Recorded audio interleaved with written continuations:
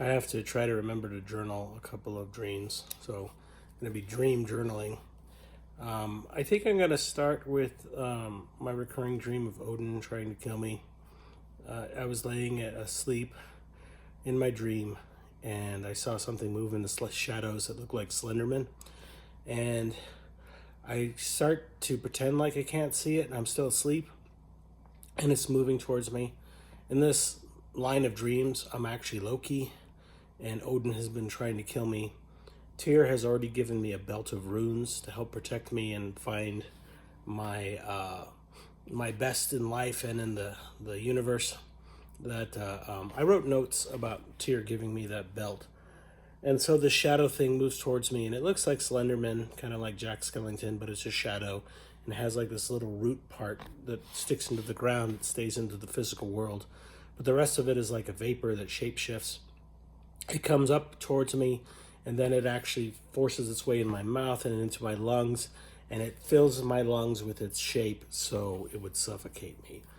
I grab it by the root and I'm able to hold it hostage, and because I have it by the root I'm also able to change its shape depending on what I want, and I pull it out of my mouth. Now the thing is all helpless and I start pulling it and bending it like a rubber band, and I start tying it in knots and things, and this thing doesn't want to talk to me. It's all upset. And eventually it discloses that Odin sent it and that it was there to kill me. The mistake in this is that Odin was trying to kill me with a shadow, when as Loki I have, and I'm an agent of chaos, I have dominion over shadows. So I can control the shadows. And so I found this absolutely funny. I basically torture the shadow and train it basically to my will over the next several weeks before setting it loose on Odin. And the thing was that I thought the mistake that Odin made was that he made the shadow too direct, because if the shadow directly interacts with a living thing, especially like a god level thing, it really doesn't stand a chance. But if it operates from the shadows and it stays where it's barely noticeable, it can influence and create a bunch of chaos. And so when I set the shadow free on Odin and Valhalla, I set it free, but I do it in a way where I'm not really controlling it. I'm just giving it general instructions, and I'm trying to have it. I'm instructing it to be on the periphery so that you really can't catch it, because it's so far out of grasp that it never really gets close enough to get caught. This causes other shadows to admire and they draw up.